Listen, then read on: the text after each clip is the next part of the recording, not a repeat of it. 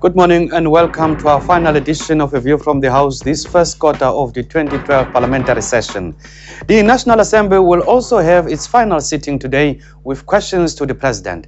Thereafter, Parliament will rise for the Easter recess. However, some committees still have some work to do before their members could leave Cape Town. We too have some unfinished business to take care of, and so in today's program, we look at some of the highlights of the past week's debates in Parliament. We focus on what members had on their minds during the final round of member statements in the National Assembly this week. And if we still have time left, a question or two to ministers in the social cluster. South Africa's energy situation was one of the issues addressed during member statements in Parliament this week. A member of the DA lashed out at the utility for repeatedly failing to appear before the Portfolio Committee on Energy. The DA's Deputy Shadow Minister of Energy, Jacques Small, said Eskom must tell Parliament how it planned to manage an emerging crisis. South Africa is facing an energy supply crisis. Meanwhile, Eskom has now failed 3 times to appear before Parliament to account to this House on how it's dealing with this crisis. Eskom must account to this House on how it is effectively going to manage electricity supply and demand. International best practice is to allow for 14% emergency reserve supply margin. Eskom's current reserve margin is in danger of breaching the minimum limit. It is worrying that Eskom requires reducing electricity consumption by a further 10%, and at the same time, Eskom has agreements with major industrial and mining electricity consumers in place to reduce consumption with compensation. We need to know what the monetary implications of these agreements are. Power plants are not operating at full capacity, and a severe aging and skill shortage runs rampant throughout all Eskom structures. The aging distributing network is nearing the end of its lifespan. On the ANC side of the House, calls were made for South Africa to become involved in energy saving to avoid future crises. The ANC's Gloria Borman said each and every South African only needed the power of one finger to make a difference. Remember your power. This is one of the slogans used in the 49M campaign launched by Eskom in March last year. This campaign is supported by government and the private sector to encourage people to conserve electricity and help reduce South Africa's carbon footprint. Deputy President Kgalema Motlanthe, speaking at the launch, said, "We each have it within our power to make an individual difference on energy efficiency. Working in partnership to save energy, all South Africa's people can guarantee a better future."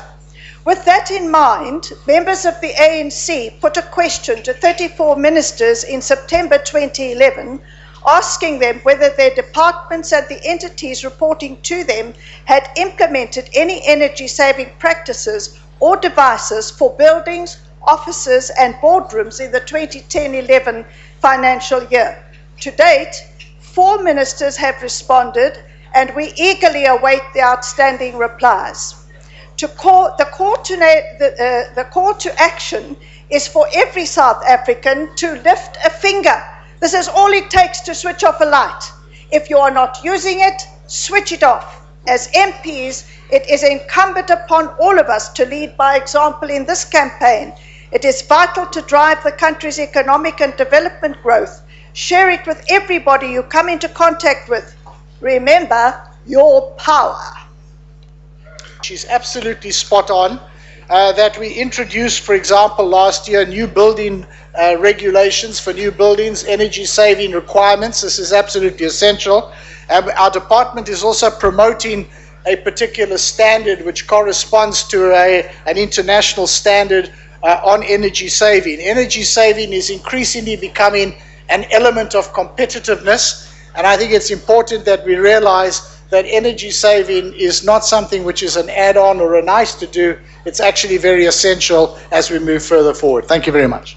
The 49M campaign is an important campaign by Eskom and the Department of Public Enterprises Given the electricity constraints that we are presently undergoing until 2013, when the first unit of Medupi will come into operation, what is important is that Eskom has been upfront and open and very transparent to the public about the challenges that we are facing. We have come forward to inform the public on a weekly basis about the challenges that we are confronting and how we are dealing about them. We have undertaken an extensive emergency response program to ensure that we succeed in our objective to keep the lights on. But for Eskom to be able to succeed in implementing this energy conservation campaign, we need every single South African to contribute towards that common effort, to contribute to save energy, so that we are able to assist Eskom in meeting its objectives. We have made the commitment to South Africans that we are going to do everything in our power not to implement load shedding.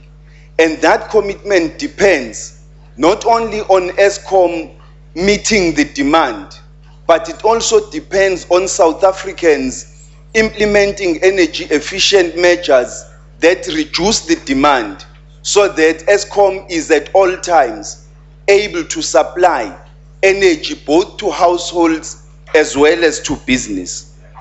The DA Shadow Minister for Public Enterprises, Natasha Michael, nonetheless welcomed the announcement by the National Price Regulator that electricity tariffs would only be increased by 16% and not 25%. She warned that price hikes could result in a slowdown of the economy. The Democratic Alliance welcomes the statement made by the National Energy Regulator that it has cut the increase in electricity rates for power utility Eskom to 16% for the 2012-2013 financial year from the previously approved hike of 25.9%. This increase remains substantially higher than the current inflation rate and will put pressure on economic growth prospects and our ability to generate the much-needed jobs for the millions of unemployed South Africans. As a result of this move, the average standard price of electricity will next month increase to 60.66 cents per kilowatt hour instead of 65.85 cents per kilowatt hour. Price hikes hurt the consumer significantly and could result in an effective slowdown of our economy. This reduction in tariff will be a relief for electricity users and none more so than for the millions and millions of South Africans living in abject poverty. We further welcome Minister of Public Enterprises, Minister Gigaba's statement that in order to obtain more predictability in the move to cost-reflective tariffs, Eskom would propose a longer period than the standard 3 years for the next round of electricity price increases. After the break, a war of words in Parliament over the toll gate saga. Don't go away.